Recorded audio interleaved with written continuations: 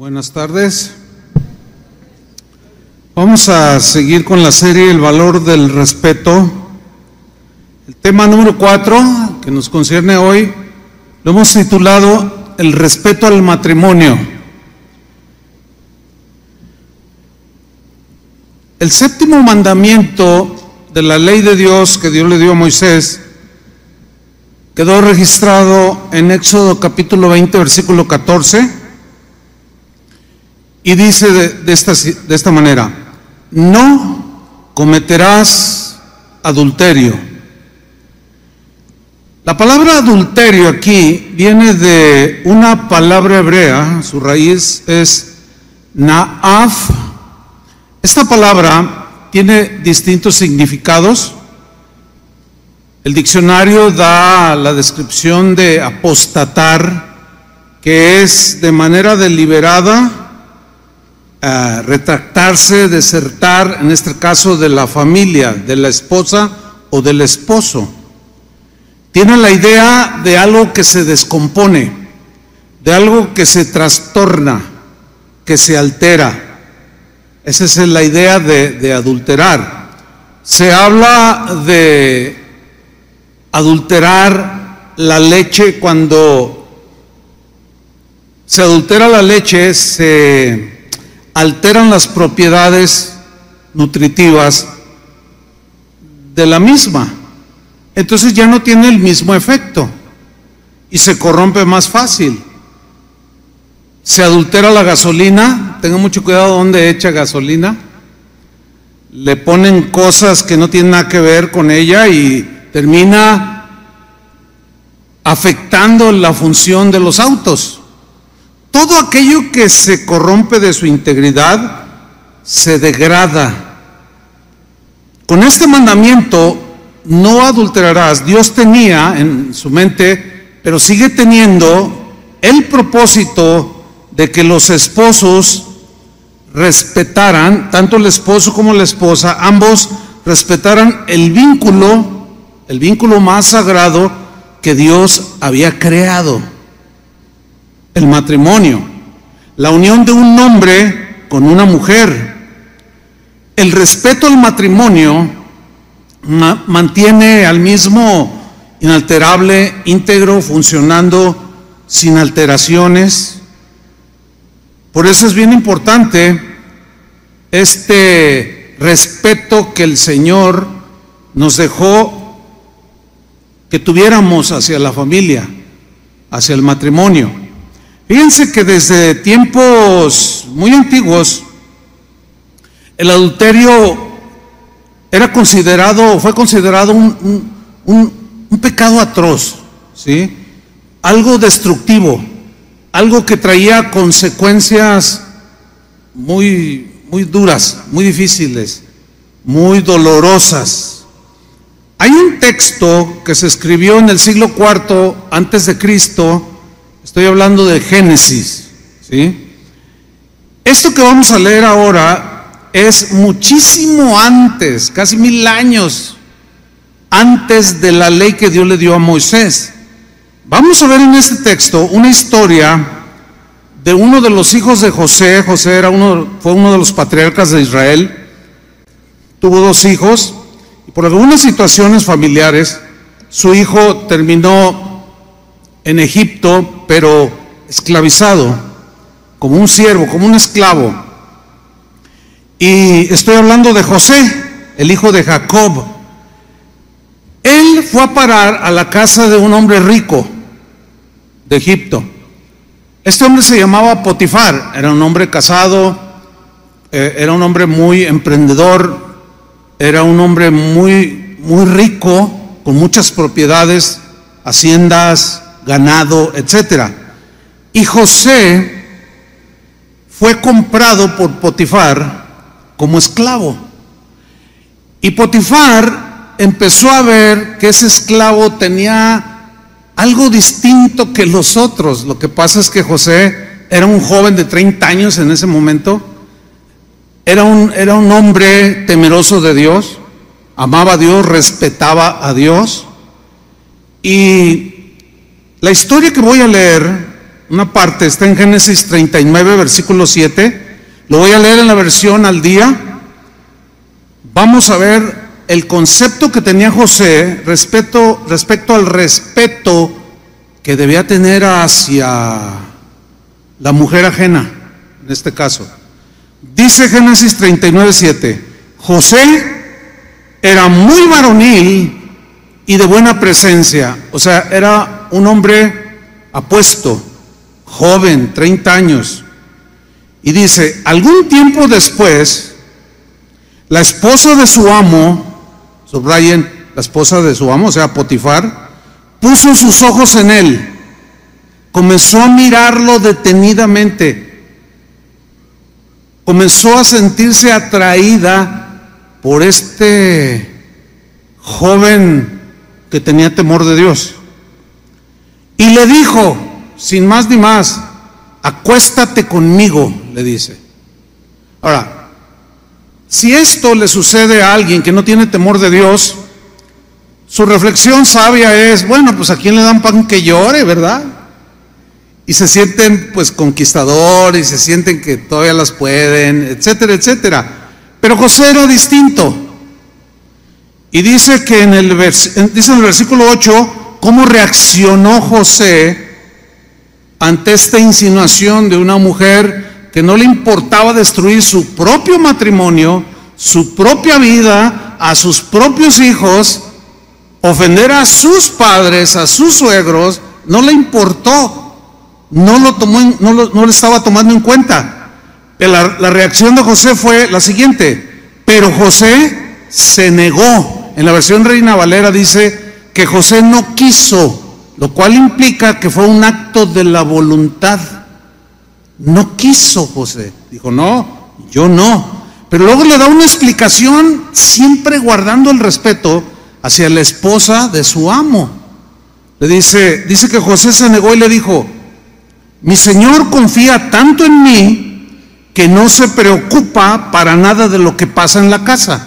O sea, todo lo puso en mis manos, yo soy el responsable, etcétera, y ha puesto en mis manos, dice, todo lo que tiene, su hacienda, sus ganados, sus cosechas, todo José lo administraba. Y Potifar, como vio a un joven íntegro, se ganó su confianza, dijo, yo no voy a traicionar la confianza de mi patrón, de mi amo, y le depositó para que administrara con sus manos, con su inteligencia, con su sabiduría, todos los bienes que este hombre tenía. Dice, tu esposo me lo puso en mis manos, dice el versículo 39. Aquí, o sea, en su hacienda, en su casa, tengo tanto poder como él, o sea, como el mismo Potifar.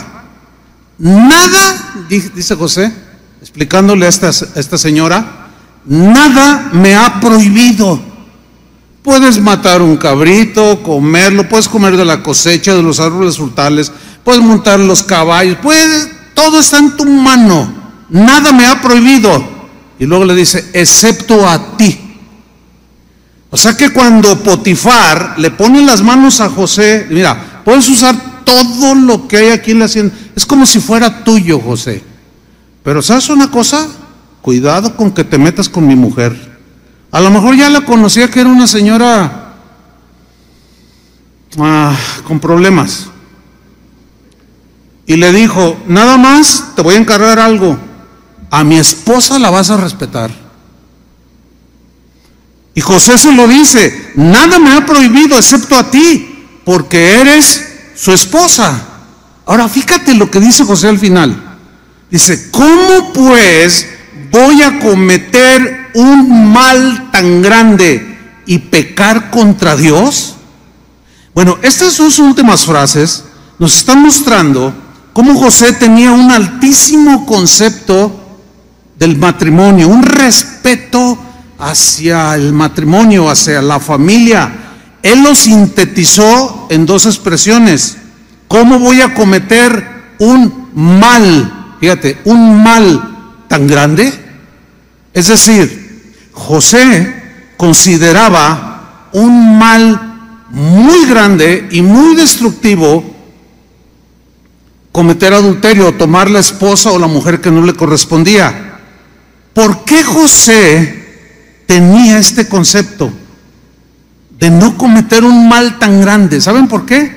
Porque el adulterio destruye vidas. El adulterio destruye esposas, destruye esposos, destruye hijos, destruye padres de ambos, destruye abuelos, destruye sobrinos, destruye nietos, hasta los vecinos que tienen en alta estima a un hombre o una mujer.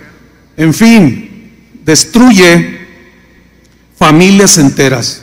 Por eso es que José dijo: ¿cómo voy a cometer un mal tan grande?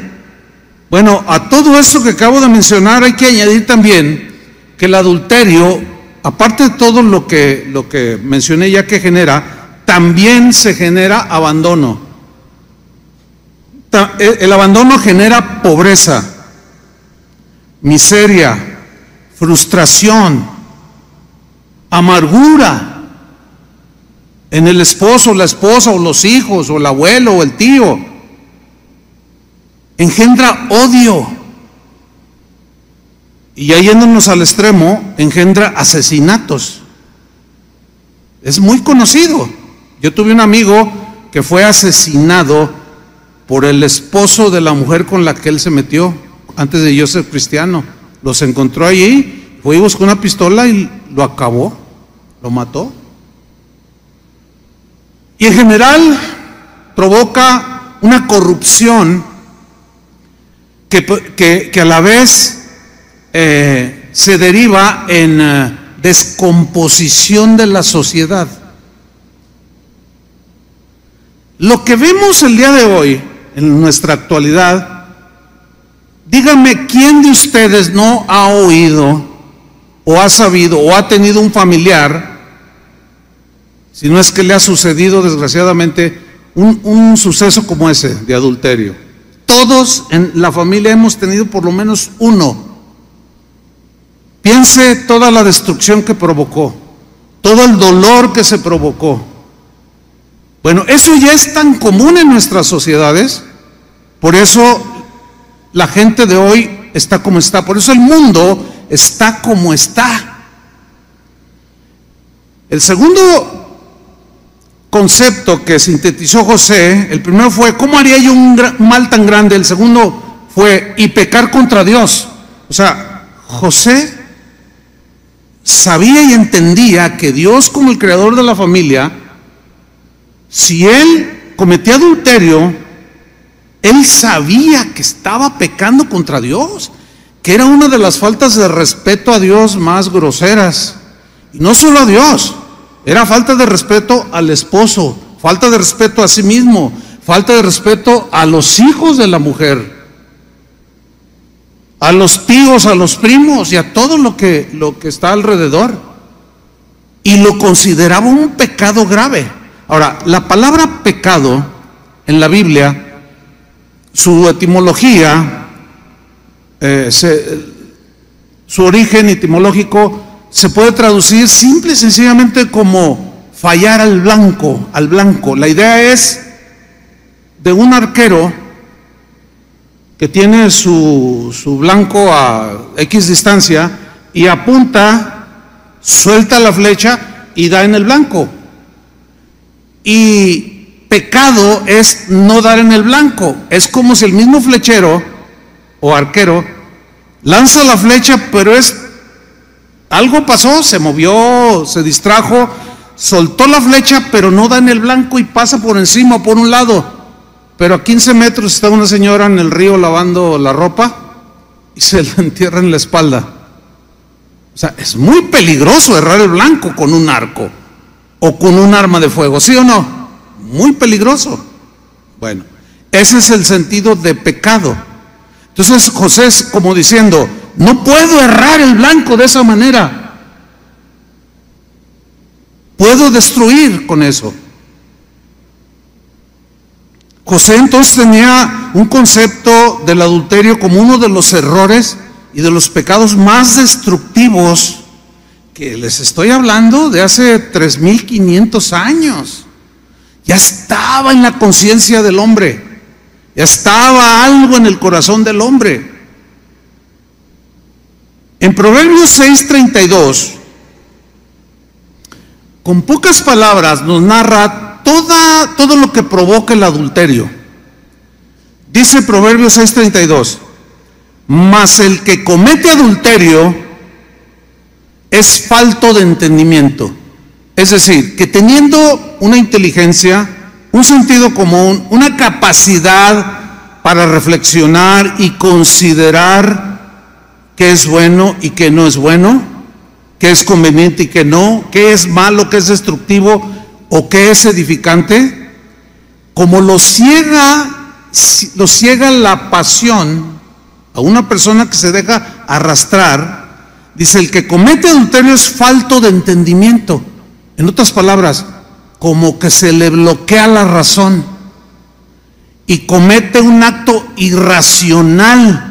¿Por qué? Porque va contra él mismo, y que sin duda, en muchos casos, quiero pensar la mayoría de los que cometen adulterio, sí aman a su esposa, sí aman a su esposo, pero están errando en otras cosas, están errando en distintas situaciones que están enfrentando, y como que se bloquea el razonamiento. Hay una versión que dice, el que comete adulterio es un tonto, un torpe, dice otra versión. Luego añade, corrompe su alma el que tal hace. Aquí habla de corrupción, habla de descomposición. Se descompone el ser mismo, la persona misma que comete un pecado de esta índole. Así mismo se corrompe, es como la manzana que se pudre, ¿sí? Que recibe un golpe, se cayó, y ese golpe provoca la pudrición. Corrompe su alma y tiene que ser separado, porque si no va a perjudicar a las demás manzanas. Corrompe, degrada, denigra su alma el que tal hace. Pero luego dice en el versículo 33, heridas y vergüenza hallará. Heridas en la esposa, el esposo, el suegro, los suegros, los abuelos, los hijos, etcétera, etcétera.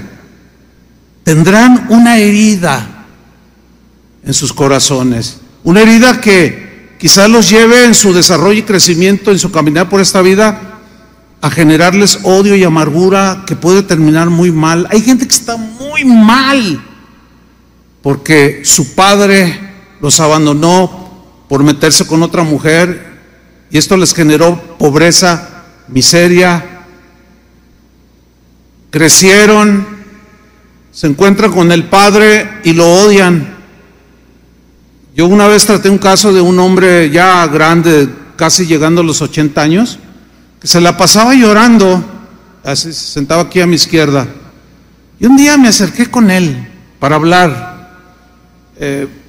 Necesitaba oración, si quería que orara, y me dijo, es que yo fui un hombre muy malo, dice, yo abandoné a mis hijos por irme con una señora, dice, y los abandoné, y ellos vivieron en la miseria, y cuando ellos crecieron su madre los sacó adelante y les dio carrera universitaria. Fíjense qué tremendo. Dice, y pasaron los años y ellos crecieron, se casaron, y bueno, murió la mujer con la que yo adulteré. Después conocí al Señor, dice, y sentí en mi corazón buscarlos, y fui a buscarlos, y cuando me vieron me amenazaron de muerte, pastor. Mira, no te queremos ver, vete.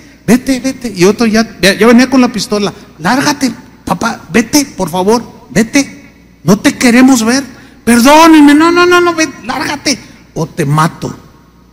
Dice, no sabe lo que me dolió en mi corazón esas palabras, vete o te mato. Bueno, él las provocó. Les puedo contar muchos testimonios muy lamentables, pero con ese basta. Heridas y vergüenza hallará. Vergüenza porque los vecinos se van a enterar, porque todos los familiares se van a enterar, en la empresa donde trabajas o de donde eres dueño se van a enterar. te van a señalar, van a estar cuchichando, ese hombre le fue infiel, es un cornudo, ese hombre, esa mujer, vergüenza, vergüenza, vergüenza. Y eso nunca se va a borrar mientras esté un adúltero con vida, toda su vida, aunque se vaya a vivir a Suecia, aunque se vaya a vivir a la India, allá se va a encontrar un vecino que también se fue. Créanmelo. Dice, heridas y vergüenza hallará, y su afrenta, su gran hierro, su gran error y las consecuencias nunca será borrada. Yo quiero hacer una distinción aquí, muy importante. Nosotros como cristianos sabemos que Dios perdona todos los pecados. ¿Están de acuerdo con eso? Absolutamente todos, cuando la persona se arrepiente. Por más feos que estos sean, Dios perdona los pecados porque es misericordioso. Para eso envió a su Hijo, para limpiarnos, perdonarnos, si nos arrepentimos y nos alejamos de todo eso. Entonces, por una parte, Dios puede perdonar a un adúltero, a una mujer adúltera, y borrar y olvidar su pecado, ya no tenerlo más en cuenta porque lo borró. Pero las consecuencias, esas ni Dios las quita, no porque no pueda, sino porque es el mundo natural en el que vivimos. Hay un refrán que dice, palo dado, ¿cómo dice? Palo dado, bueno, los que tienen más años me contestaron, a lo mejor es muy, ya de años ese refrán, no lo sé, por los demás se quedaron, palo dado, pues no sé. Ok, hay un refrán que dice, palo dado, ni Dios lo quita. Si no, acérquese, ¿verdad? Y le doy un varazo, ya se lo di, y Dios no te lo va a quitar, te sigue doliendo. Bueno, tiene sabiduría. Bueno, eso se puede aplicar precisamente a las consecuencias de violentar ese mandamiento de Dios. De tal manera que no podemos ser tan ligeros como para decir cosas como, bueno, pues es que a quién le dan pan que llore. Porque ese es el dicho de muchos hombres sin escrúpulos, mujeres sin escrúpulos también. ¿A quién le dan pan que llore? Mire, yo le voy a decir una cosa. Usted no se imagina las veces que yo he tratado asuntos de este tipo con la gente. Usted no se imagina cómo lloran. No tienen ni idea si no está muy familiarizado con alguien que cometió una situación así. Pero lloran con desesperación. No hace mucho acabo de recibir un correo de un hombre que confiesa haber cometido, dice, estoy tan avergonzado, tan apenado, dice, mi matrimonio está a punto de desaparecer. Pastor, ore por mí. Híjole, si fuera nada más una oración, que se pudieran solucionar aún las consecuencias, pues que suave, como decimos aquí en México, ¿no? No es así. Heridas y vergüenza hallará, y su afrenta nunca será borrada, porque la sociedad siempre te va a señalar, aunque tu pecado sea perdonado, aunque tú lo hayas cometido, ahora ya eres cristiano, te vas a encontrar con vecinos, aún familiares, sí, tú eres cristiano, ja, no me digas, pues lo que le hiciste a mi hermana, y no una vez, o sea, es el cuñado el que te está reclamando, y se va a burlar de ti, te vas a sentir avergonzado, a lo mejor hasta lloras, es que ya cambié, sí, pero ya hiciste el daño, vas a tener que enfrentar todo eso, si ya te pasó desgraciadamente, y si no, los demás, hay que pensarlo, no 2 veces, 50 veces,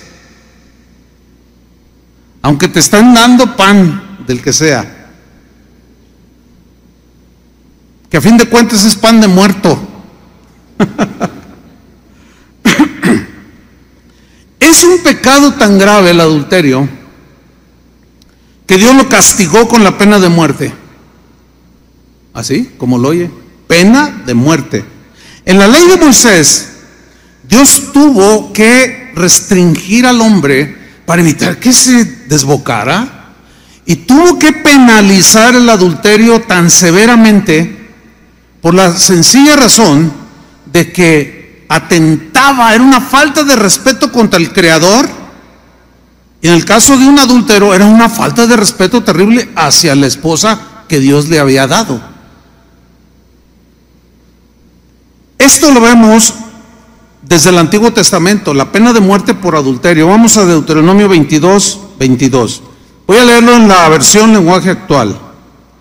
Dice así: si se sorprende a un hombre acostado con una mujer casada, explícito, está muy claro el texto aquí, la traducción. Si se sorprende a un hombre acostado con una mujer casada, morirán los dos,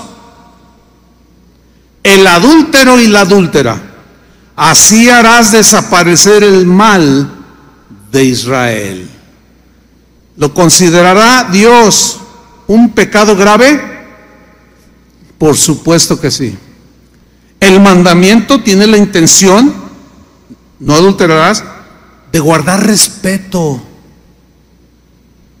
hacia la persona, los familiares, su entorno y sobre todo hacia Dios. Y José lo tenía muy claro. ¿Cómo haría yo tan grande mal y pecaría contra Dios? Clarísimo lo tenía. En el Nuevo Testamento algunos argumentan, bueno, eso era del Antiguo y ya no rige la pena de muerte. Pues hay que darle gracias a Dios, ¿verdad? Además, el pueblo de Israel era un pueblo teocrático, es decir, gobernado directamente por Dios. Teo es Dios, kratos gobierno de Dios. Entonces directamente Dios gobernaba. Ahora Dios ha delegado el gobierno a los mismos seres humanos. Por eso dice que no hay autoridad sino de parte de Dios. Pero estas autoridades están capacitadas y delegadas por Dios para aplicar sanciones como el asesinato que ya vimos hace 8 días, etcétera. Bien, ¿qué dice el Nuevo Testamento al respecto? Bueno, de manera rotunda, todavía más rotunda y todavía, aunque algunos dicen, estamos bajo la gracia, sí, pero lo trata de manera todavía más severa y mucho más clara el Nuevo Testamento. Por ejemplo, voy a leer 3 textos.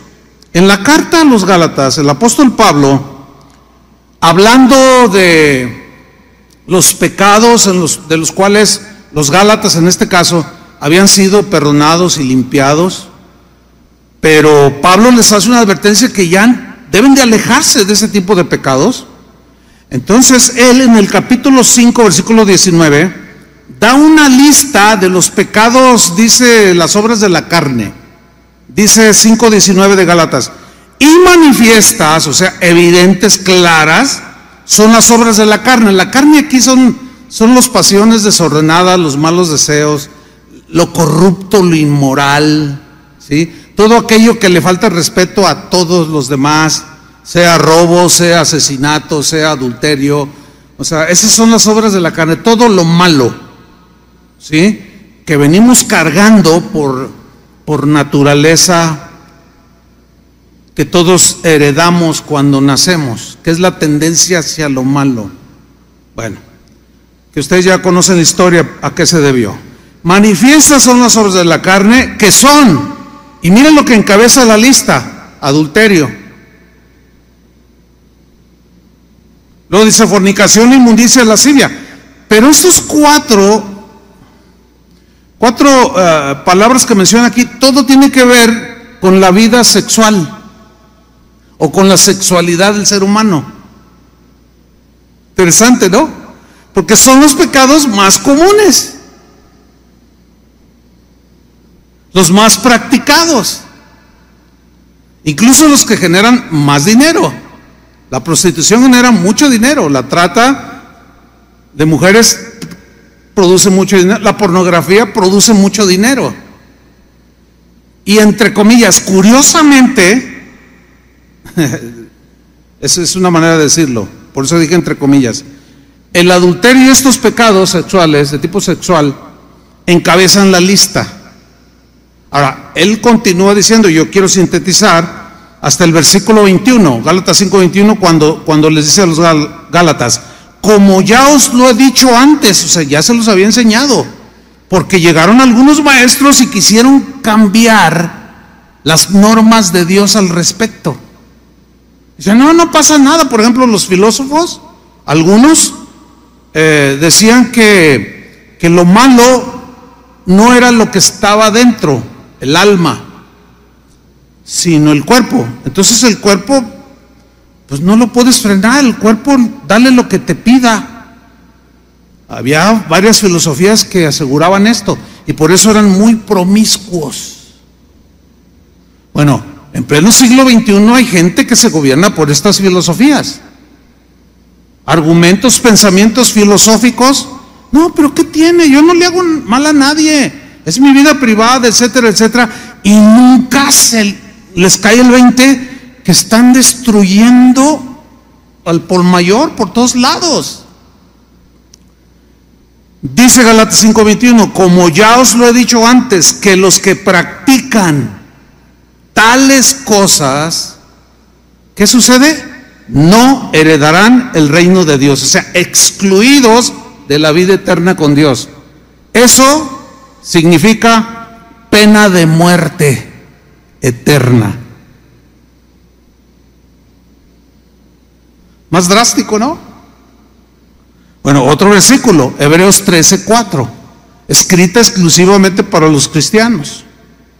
En la versión al día dice así: tened todos en alta estima, ¿qué? El matrimonio. Así como José tenía muy alta estima el matrimonio, lo entendía perfectamente. Y la fidelidad conyugal, porque Dios juzgará a los adúlteros, o sea, a los destructores, a los corruptores.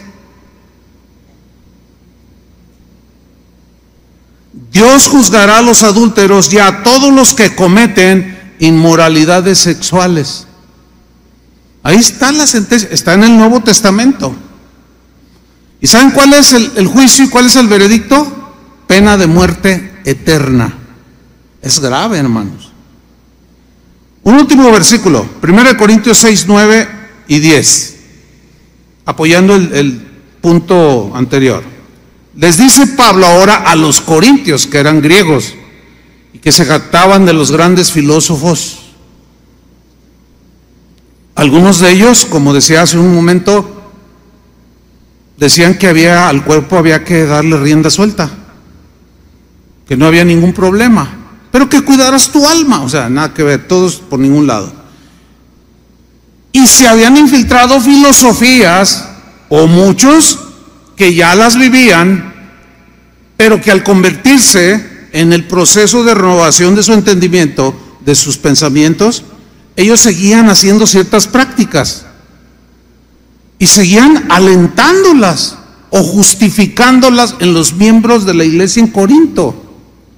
Y Pablo les dice, lean con atención, ¿no sabéis, o sea, ya se les olvidó, no sabéis que los injustos no heredarán el reino de Dios? Y luego dice una frase muy importante: no erréis. No te equivoques, compadre, diría un mexicano. No te equivoques, compadre. Es una equivocación trágica que no solo tiene que ver con la vida aquí terrenal, trasciende la eternidad. Y Pablo dice, no se equivoquen, por el amor de Dios, no erréis. Ni los fornicarios, ni los idólatras, ni los adúlteros, ni los afeminados, ni los son hombres que se echan con varones, ni los ladrones, ni los avaros, ni los borrachos, ni los maldicientes, ni los estafadores heredarán el reino de Dios, aunque todos vayan a misa. o vengan a una reunión cristiana. Es muy clara la Biblia. En esa lista negra están los adúlteros, que es el tema de hoy. Bueno, eso es el concepto de hace milenios. ¿Qué ha sucedido ahora? Han pasado los siglos.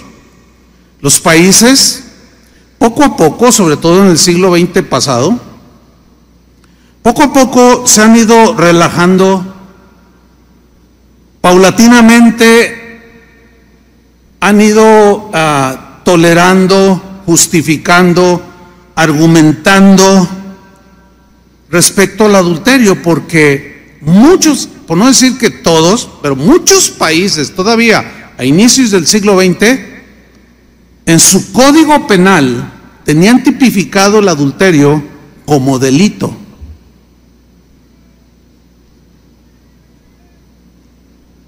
Lo tenían tipificado como un mal muy grande, destructivo.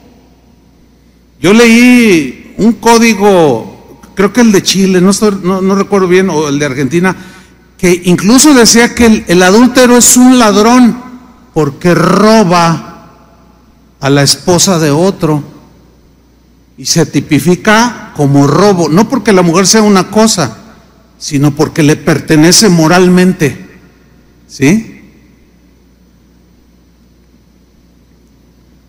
El día de hoy, muchos países ya no consideran siquiera en su código el adulterio como un delito, ni siquiera leve, lo han abrogado totalmente. Es decir, en otras palabras, globalmente o mundialmente no consideran el adulterio como un pecado contra Dios, ni como un mal tan grande como los antepasados.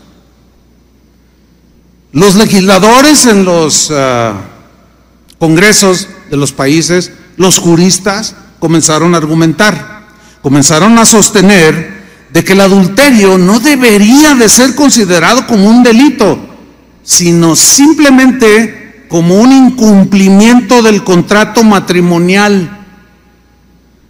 Por consiguiente, comenzaron a despenalizarlo, a quitarlo de sus códigos penales. ¿Qué cosas, no? Aunque haya sido un matrimonio no religioso, sino delante del juez, porque también el juez civil que me casó a mí con mi esposa, nos dijo, tú tienes que ser fiel. Y le dijo a ella, usted tiene que ser fiel para que el vínculo matrimonial permanezca intacto. Y nos dijo muchas cosas. Era un juez que tenía fácil unos 90 y tantos años, bien viejito, pero nos dio unas palabras tan poderosas, con tanta convicción. No era en la iglesia. Mi boda o matrimonio a la iglesia fue posterior. Bueno, muchos legisladores de ahora comenzaron a argumentar. En Iberoamérica, que es todos los países en el mundo que hablan español, el adulterio se fue despenalizando poco a poco con estos argumentos. Por ejemplo, en 1978 en España lo quitaron del Código Penal, en 1935 en Colombia, en Chile en el año 1994 lo borraron del código. No, pues, no pasa nada, nomás estás faltando a tu promesa, pero no pasa nada. En Paraguay en 1997, en Brasil en el año 2005, y bueno, México tiene que entrar a la modernidad, ¿no? Tiene que entrar al primer mundo, al pensamiento libre y positivo. Ahora sí que jajaja, ¿verdad? Y en el 2011 se abrogó el adulterio como un delito. Yo tengo leves sospechas de que algunos, no todos, de los juristas y legisladores se la pasan de mujer en mujer que no les pertenece. Es de todo sabido. Se acaba de descubrir a un político, ahora, que tenía allí, donde viven los políticos, la casa del Estado, qué sé yo, un montón de cosas propias de de alguien que vive de esa manera. Entonces, pues, ¿cómo voy a legislar y yo mismo me voy a dar un tiro en la pierna, no? Pues no. Bueno, sabemos que el hombre sin Dios hierra el blanco de manera impresionante y todo lo que toca lo destruye, todo. Bueno, los países árabes, esto es bien interesante. Los países árabes son los descendientes de Ismael, que era hermano de Isaac, los dos hijos de Abraham, ¿se acuerdan? Bueno, de Ismael o ismaelitas descienden los árabes, que hoy pues, los conocemos como los musulmanes. Ellos tienen un libro sagrado que se llama el Corán. Y si bien ellos dicen que Abraham es su padre, ellos a Dios le llaman Alá. Pero ellos tienen un libro sagrado que se llama el Corán. Ellos podrán tirar bombas, no todos son así, muy extremistas, pero fíjese que el Corán, le voy a citar dos textos del Corán, pero en este punto del adulterio. En el capítulo 7, versículo 33 del Corán, se lee así: o sea, que el musulmán diga, en verdad, mi Señor ha prohibido las acciones vergonzosas, refiriéndose al adulterio, ya sean acciones abiertas o secretas, son pecados y transgresiones contra la verdad y la razón. Tiene sentido, ¿no? ¿O qué? A ver, ¿los musulmanes son más racionales que los demás? Bueno, en este punto sí, porque de verdad que ahí en ese punto son bien estrictos. La mayoría de los musulmanes, de los países musulmanes. El otro texto está en el capítulo 17, versículo 32, y dice: no os acerquéis al adulterio, o sea, como aléjate. Es un acto vergonzoso y malvado, abriendo camino ¿a qué? A otros males.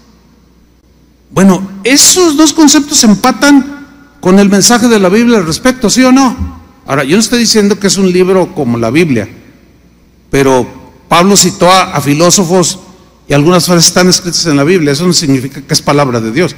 Aquello que empata con el pensamiento de Dios, bueno, pues armoniza y no hay problema alguno. Ahora, fíjate, en los países musulmanes, una encuestadora, hace un año, 2 años a lo mucho, publicó los resultados sobre lo que pensaban los habitantes de esos países, o sea, salieron con la gente, con el pueblo, respecto a penalizar o no penalizar el adulterio. Porque ya ven que los occidentales, o sea, todo el mundo occidental, acá en la Europa, los Estados Unidos, todo el mundo de primer mundo que le llaman, o países más civilizados, todos ellos, todos tienen su código penal, pero muchos de ellos también ya los han eliminado. Entonces, esta encuestadora publicó lo que pensaban los habitantes. Por ejemplo, fíjese, le va a sorprender, a mí me sorprendió cuando estaba haciendo esta investigación.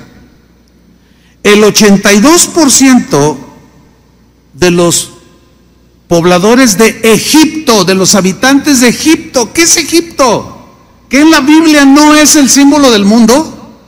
¿Que en la Biblia no es lo que representa todo aquello que Dios desecha? Donde Israel estuvo prisionero y esclavizado. Bueno, los habitantes de Egipto en la actualidad son musulmanes de religión. Bueno, el 82% de los encuestados están a favor de la pena de muerte al que cometa adulterio. ¡Wow! Eso me sorprendió. ¿Por qué? Porque de alguna manera a través de los siglos y milenios han guardado lo que José tenía. ¿Cómo haría yo tan grande mal y pecaría contra Dios. En Jordania el 70% están a favor de la pena de muerte para el adúltero o la adúltera. En Pakistán el 82%. En Nigeria, que ya es un país africano, 63%. Y así sigue una lista. Pero déjenme darle un dato que encontré. Hace 8 días, justamente, 8 días, el 6 de noviembre pasado, de este 2021, en Irán, país musulmán, fueron condenados a muerte un par de adúlteros, un hombre de 27 años y una mujer de 33 años.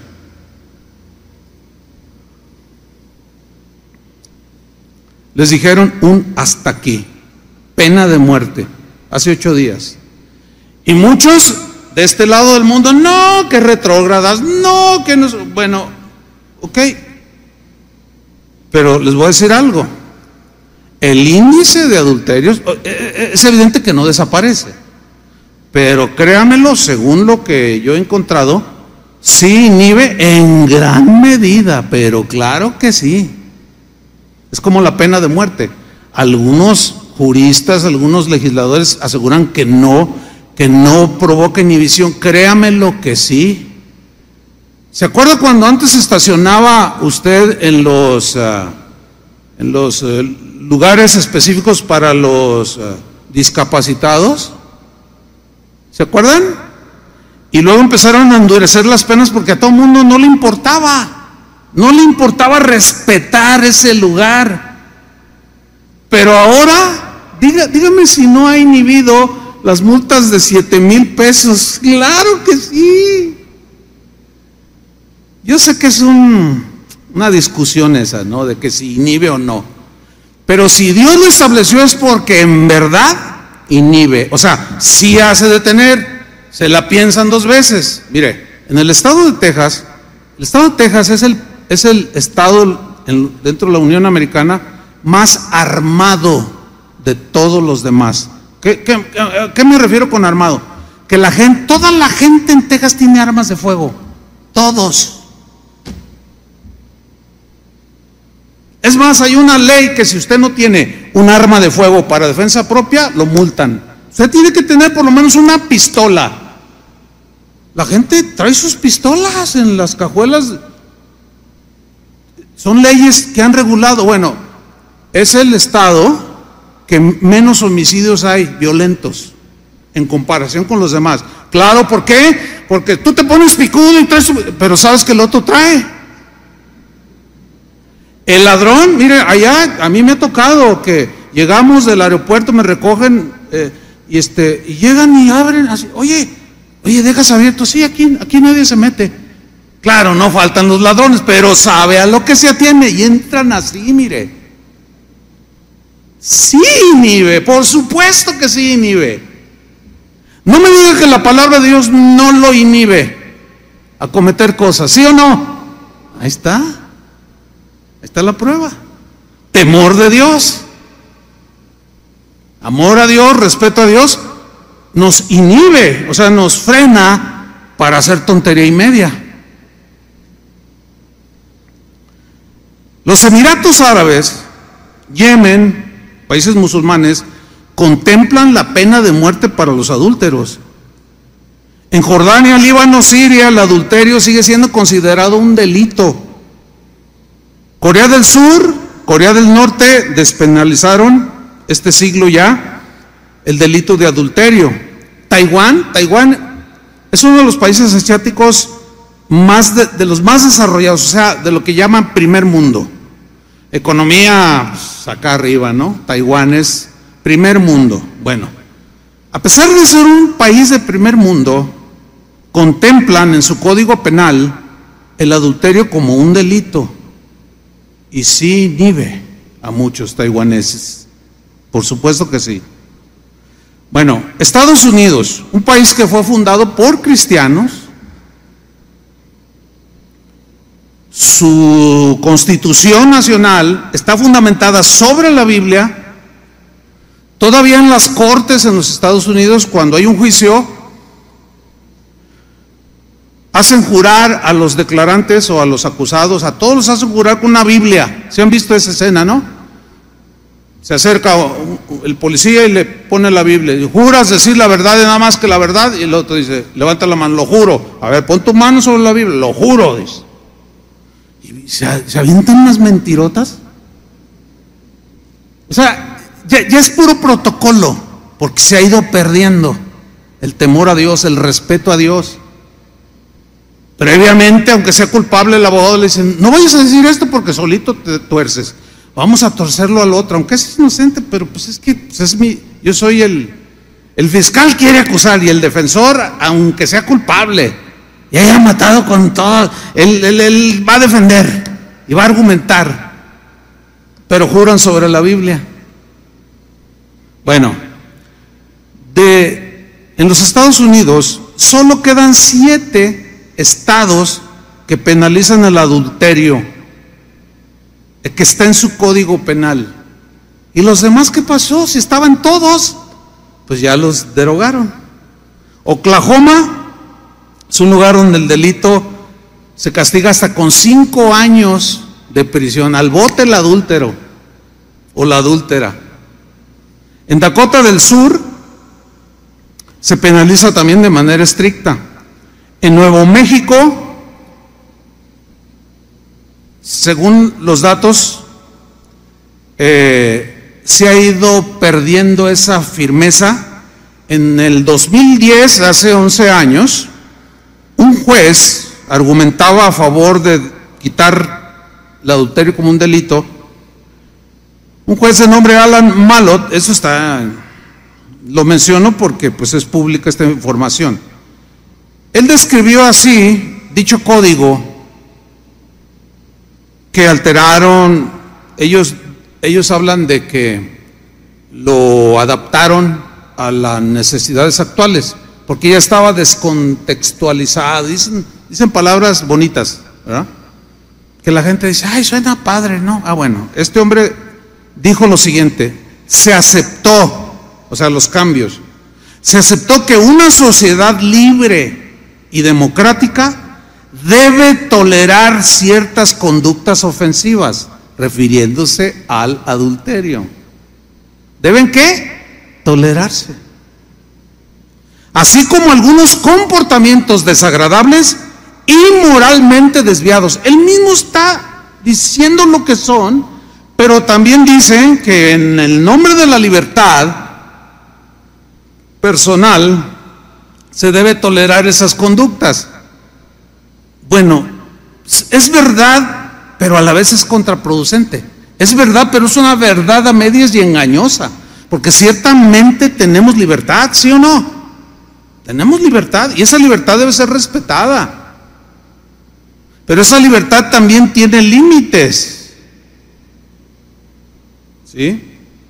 Mississippi, Illinois, Carolina del Norte y Hawái, que pertenecen a los Estados Unidos, todavía tienen en sus códigos, penalizan el adulterio.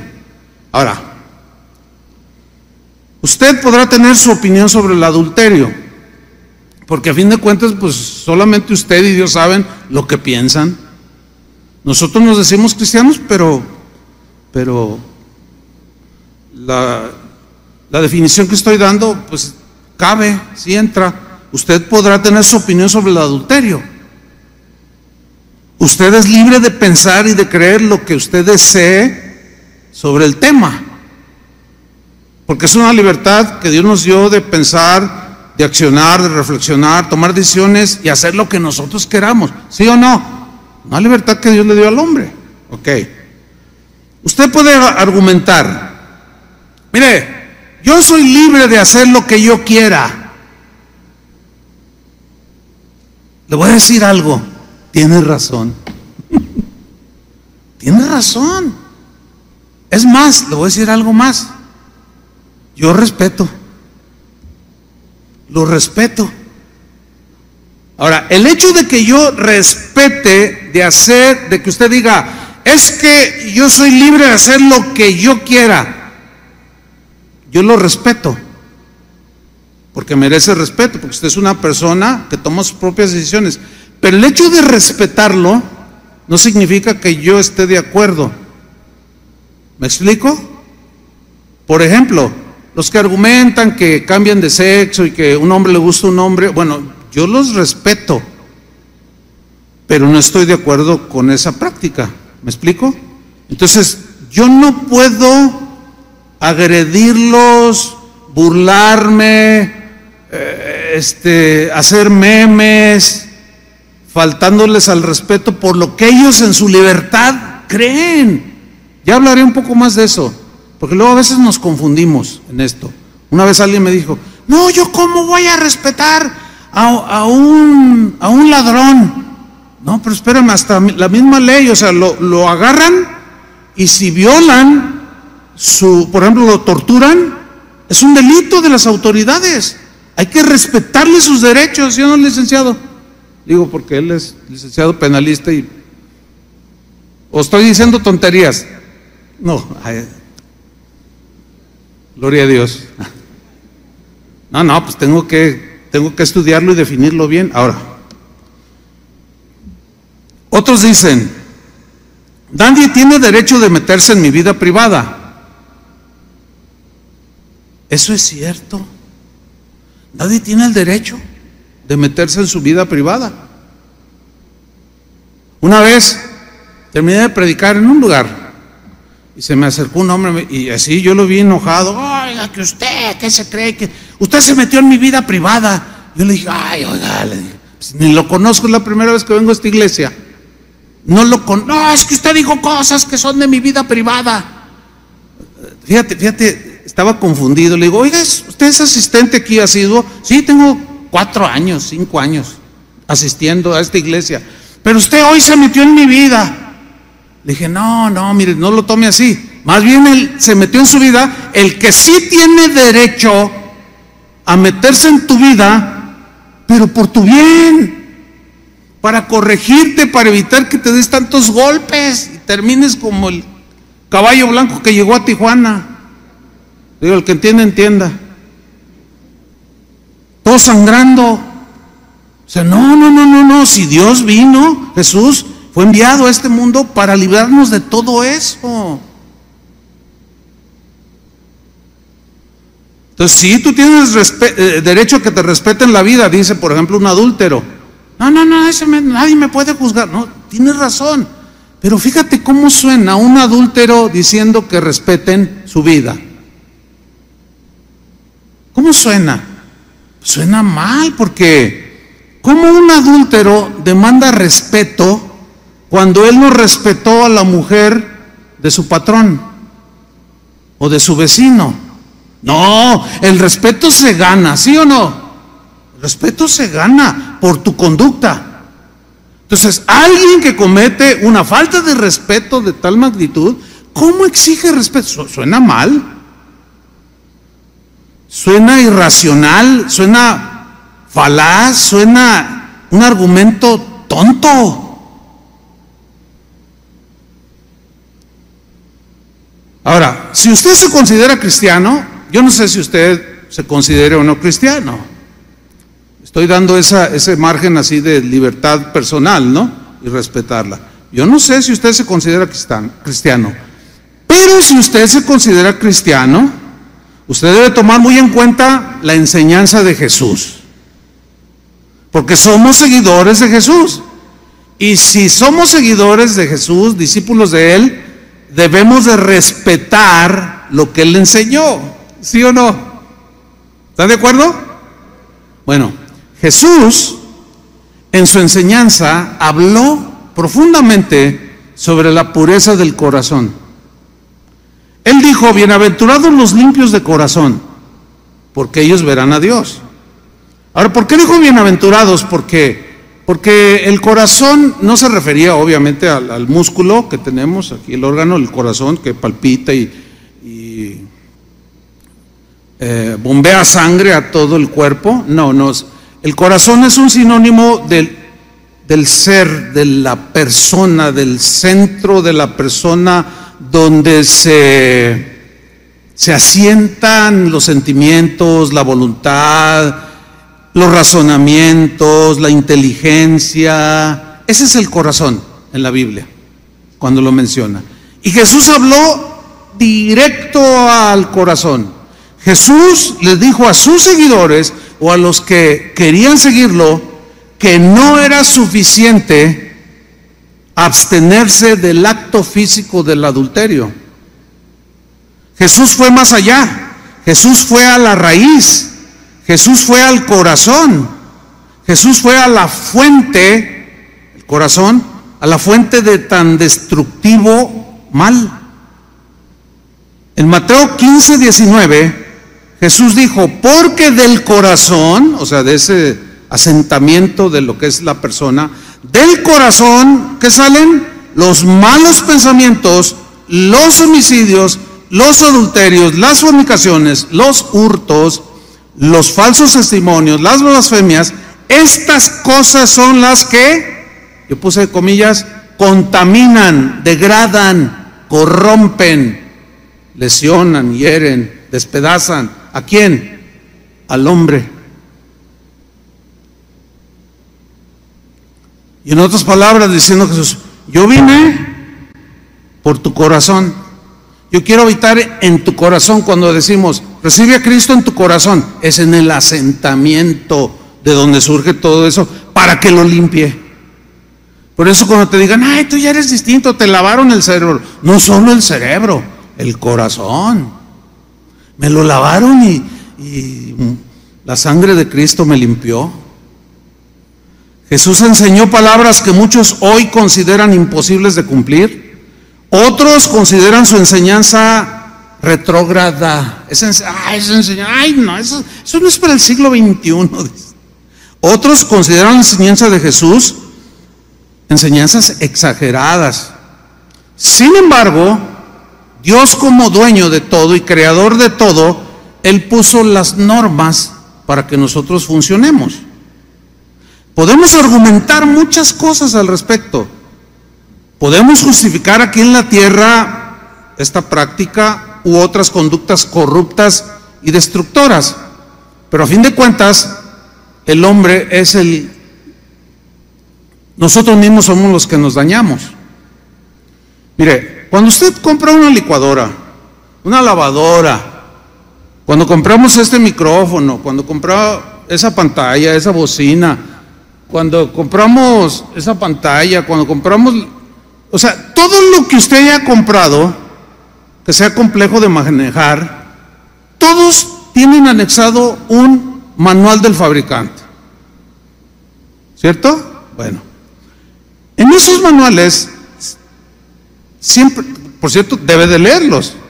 ¿Por qué? Porque dice, el auto que compraste trae un manual del fabricante, y si es nuevo, de agencia, te dan una garantía, y te dicen, si usted no lo mete a los servicios, si usted le mete mano con otro mecánico, invalida la garantía. ¿Por qué? Porque los expertos son los que crearon el automóvil, la licuadora, la lavadora.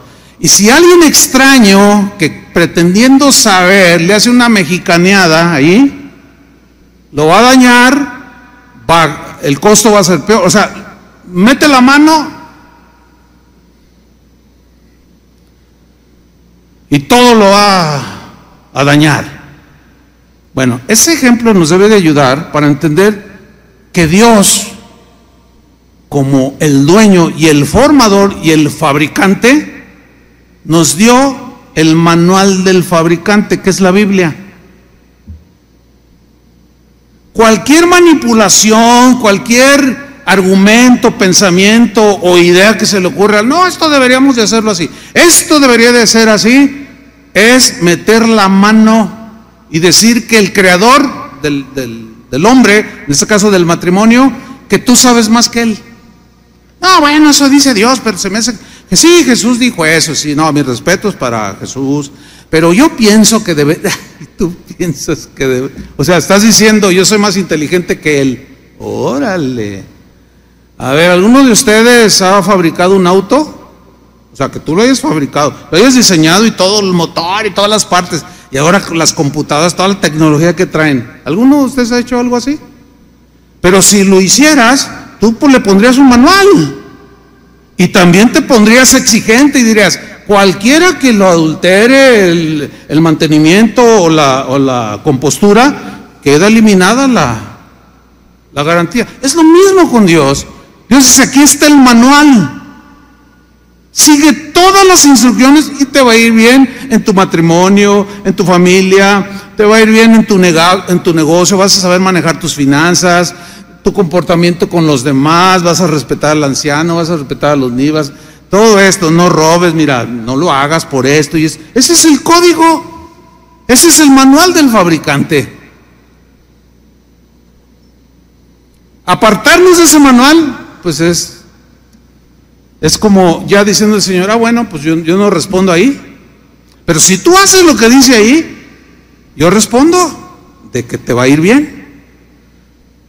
Mateo 5:27. Esto dice el manual del fabricante.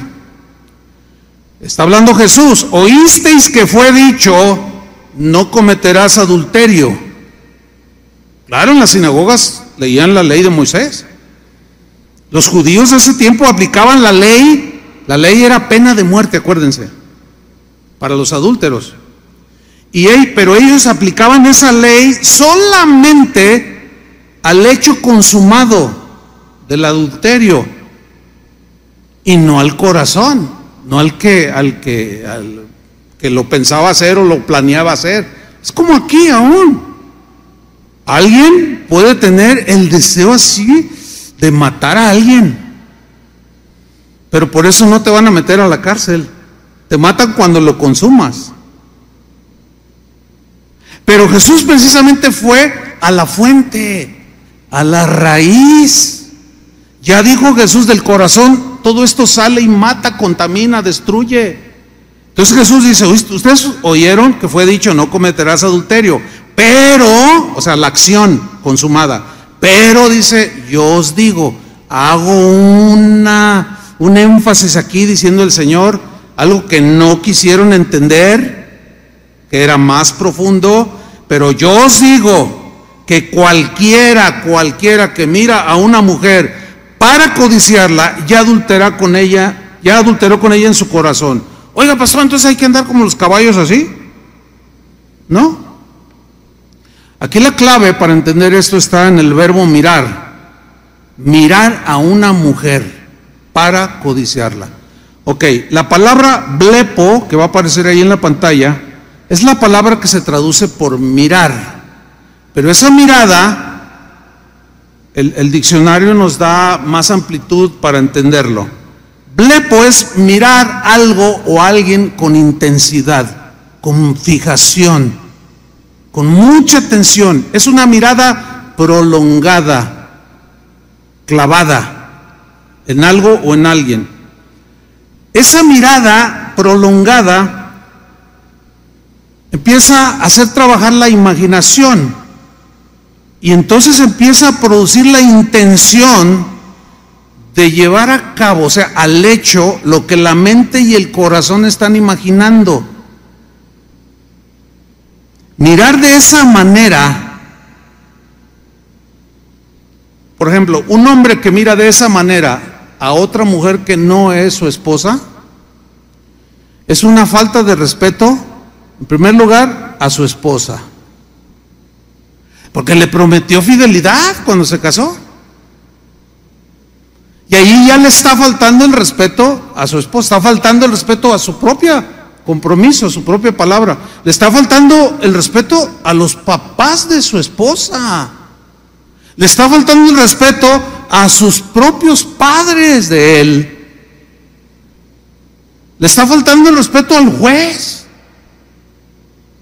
le está faltando el respeto a sus hijos, a sus tíos, a sus hermanos, a sus cuñados.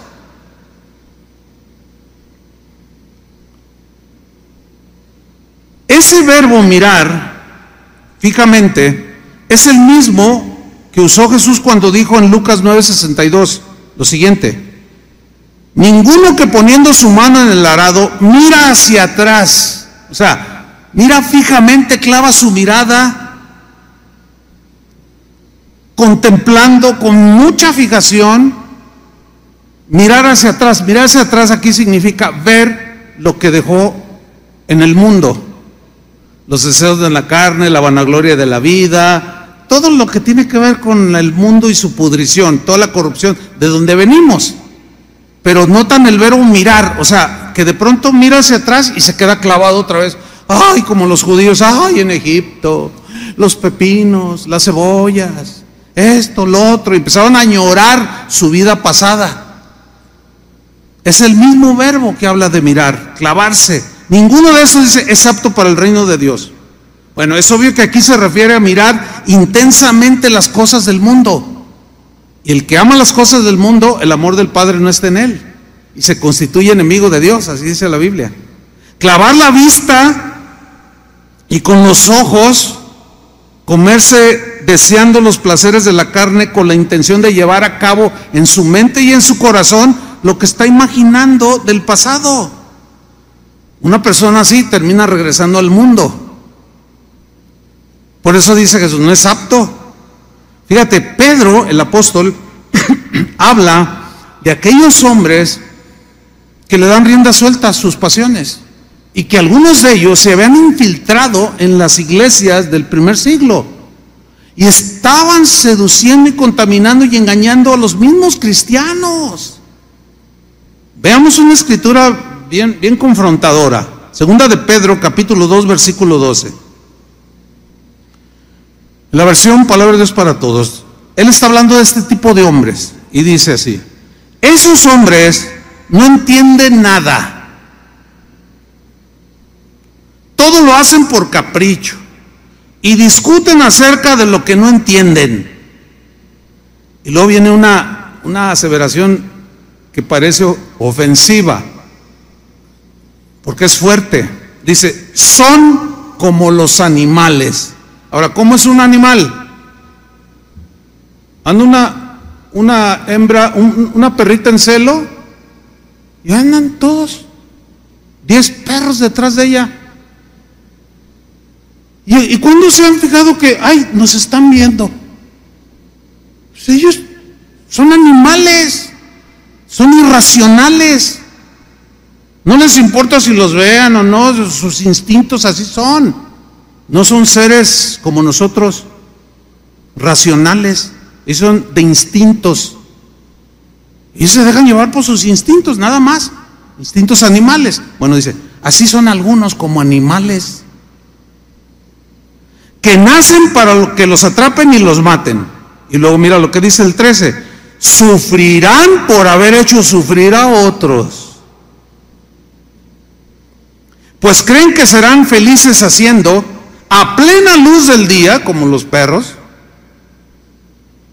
todo lo malo que se les antoja. Da vergüenza ver lo malo que hacen y el escándalo que arman. No me digas que se ruborizan mucho los de la farándula artística por todas las atrocidades, inmoralidades que hacen. ¿Los ha visto que se ruborizan? ¿O que se esconden? No, como un platillo anuncian todo. Ah, ya voy por mi 5º matrimonio, a ver si este ya jala, a ver si ya funciona. Tienen al matrimonio en un concepto super light, o sea, nada que ver. Los está describiendo Pedro perfectamente. Sigo leyendo. Arman escándalos cuando los acompañan a ustedes en sus fiestas de la iglesia, o sea que se infiltraban. Miren, hermanos, una vez resultó con que una señora viene y dice, le dijo a uno de los pastores: hermano, fíjese que me acabo de encontrar a mi esposo. Ahorita estamos separados, pero allá está arriba con su amante. O sea, ella estaba en la reunión y el otro, fíjate nomás, o sea, la evangelizó a la amante, a la adúltera como él. La evangelizó y la trajo aquí mismo. No, o sea, ese se voló la barda, ¿a poco no? ¿Cómo? Sí, ahí está arriba. Estaba muy cariñoso. ¡Qué vergüenza! No, es que, bueno, se quedaron sin palabras, la verdad. Dice, cuando los acompañan ustedes en sus fiestas de la iglesia. Esos hombres no pueden ver a una mujer sin desear tener relaciones sexuales con ella. Fíjate cómo dice, no pueden ver a una mujer. A eso se refería Jesús. En la Reina Valera dice, tienen los ojos llenos de adulterio. Y la mujer de Dios, y también la que no es de Dios, sabe cuando un hombre le pone una mirada que no es la natural. ¿Sí o no, mujeres? Se dan perfecta cuenta. Dice, estos no pueden ver a una mujer porque ya se dejan llevar. Nunca se cansan de pecar, dice. Engañan a los que no confían mucho en Cristo. O sea, a los que son cristianos pero no tienen convicciones, no están sólidos en la fe, y los engañan en cuanto a esto de la promiscuidad. Miren, hermanos, nos acabamos de enterar de un caso por ahí en una de las congregaciones de una hermana asidua, asistente a su congregación, que se metió con un hombre casado. El pastor se enteró de alguna manera, habló con ella, y el argumento de ella era que ella pensaba que no estaba haciendo mal haberse metido con un hombre casado, porque resulta que era un hombre en su trabajo, que su esposa se estaba muriendo de cáncer y no había tenido relaciones íntimas por mucho tiempo. Entonces, que ella consideraba que le estaba ayudando. Háganme ustedes el santísimo favor. Bueno, ahí está. Engañan a los que no confían mucho en Cristo, o sea, no están sólidos. Es increíble. Y aquí la Biblia lo dice. Y son muy buenos para seguir lo que desean, dice. Pero Dios los castigará. De eso no hay duda. Hermanos, o sea, ¿cómo hacer entender? Pero debo irme hacia el final. Mire, uno de los episodios más dolorosos en la vida del rey David sucedió precisamente por no controlar su mirada y quedarse clavado. Dejó volar su imaginación y cometió un grave pecado y sufrió las consecuencias en lo que restó de su vida. Ya no me queda tiempo para explicarle, nada más voy a leer el pasaje. 2 Samuel 11:1, en la versión lenguaje actual, dice: llegó la primavera, que era cuando los reyes salían a la guerra. Ese año David envió a Joab y a los jefes de su ejército a pelear contra los amonitas, pero él se quedó en Jerusalén. O sea, dejó de hacer lo que le correspondía y entró en una ociosidad. Y hay un dicho que dice que la ociosidad es la madre de todos los males. No, hay que ocuparse, hermano. Bueno, dice: y Joab y todos sus hombres vencieron a los amonitas y conquistaron la ciudad de Rabá. Todos allá guerreando, y David se quedó. Una tarde, después de haber descansado un poco, David se levantó y comenzó a pasear por la azotea de su palacio. De pronto, así es como se presentan las cosas, de pronto, de manera inesperada, aquí está, vio que una mujer muy hermosa se estaba bañando.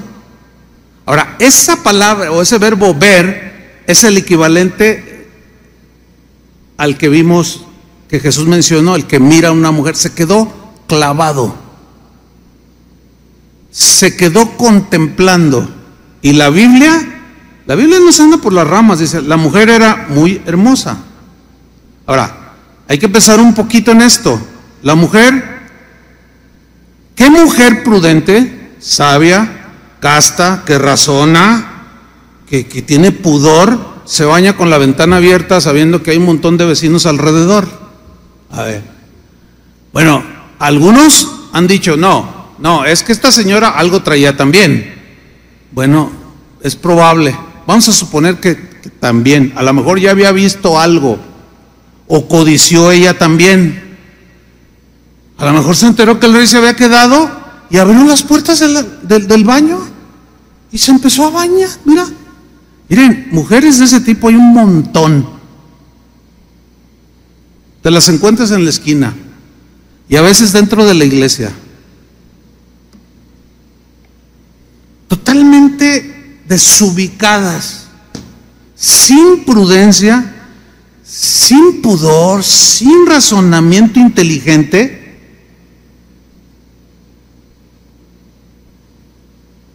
Y pues se va a encontrar un David ahí ocioso. Y son las condiciones ideales para cometer una tontería. Por eso es que la Biblia habla de la mujer cristiana como una mujer virtuosa, con pudor, con inteligencia, que se viste con propiedad. Ahora sí que ni muy, muy, ni tan, tan, o sea, con decoro. Algunas se quejan porque les faltan el respeto en la calle, pero pues traen una falda bien cortita y el vestido muy ajustado. Pues ¿qué querían que? O sea, también la mujer se debe dar a respetar, ¿sí o no? Bueno, pues ahí está David. Vio que una mujer muy hermosa se estaba bañando. David mandó enseguida, fíjate, contempló, meditó, pensó y empezó a correr. ¿Sí? David mandó enseguida a uno de sus sirvientes a preguntar quién era ella. Le llamó un sirviente: hey, tú ven. A un sirviente, dice. Y le dijo: ve, investígame quién es esa mujer. Y luego regresa y el sirviente le dice: se llama Betsabé. Pero investigó también, pero mira lo que le dice: es hija de Eliam. O sea, supo quién era el papá de ella. O sea, su papá se llama Eliam. Y está casada con un hitita llamado Urías. O sea, le dice: David, es una mujer casada. Ahora, el hecho de que el sirviente le haya dicho es porque el sirviente captó. ¿Por qué justamente le dice? Pero es casada y su marido es Urías. Entonces, como David ya lo había desbordado, dice el versículo 4, entonces David mandó traerla y cuando se la llevaron tuvo relaciones sexuales con ella. Pero aquí lo tremendo es que ella no replicó nada. No, es que es muy probable que ella también era una mujer sin respeto a Dios, sin respeto al rey, sin respeto a su marido Urías. Tremendo.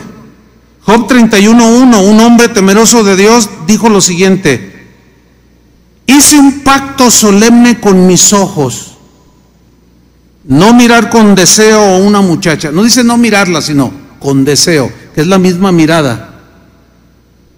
Con aquello que rebase el límite y que comienza a faltar el respeto. Mira, jovencita, a las jóvenes que hay aquí, porque hay algunas jóvenes. Cuando un hombre, y sobre todo cuando es mayor, te empieza a hermosear, páralo inmediatamente. Si es un hombre entre los 30, 40, mira, de seguro ya tiene esposa o hijos.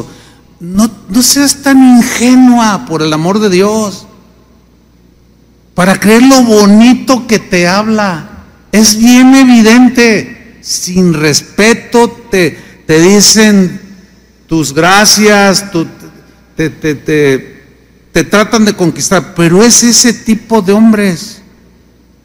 Ten mucho cuidado. Y varones, Pablo le dijo a Timoteo: a las jóvenes trátalas con pureza, como si fueran tus hermanas. O sea, respeto. Dice Job entonces: hice un pacto solemne con mis ojos, no mirar con deseo a una muchacha. Yo hice un pacto.